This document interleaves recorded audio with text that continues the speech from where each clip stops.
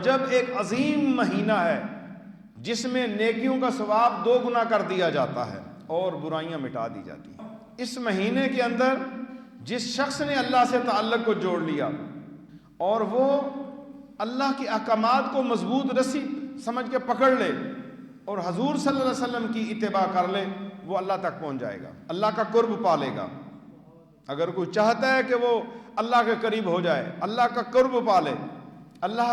کا پیارا بن جائے، تو پھر ماہ رجب سے ابھی سے ہی اعمال صالح کی طرف رغبت کر لیں۔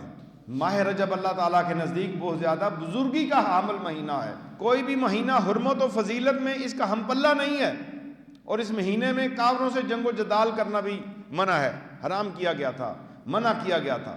یہ اتنا برکت والا مہینہ ہے، اور حضور صلی اللہ علیہ وسلم نے بھی یہ ارشاد فرمایا جس کا مفہوم ہے کہ ماہ رجب میری امت کے لیے استغفار کا مہینہ ہے، اور اس مہینے میں کثرت سے استغفار کیا کرو اور اللہ تبارک و تعالیٰ سے اپنے گزشتہ گناہوں کی توبہ طلب کرو اور آئندہ گناہوں سے بچنے کی توفیق طلب کرو۔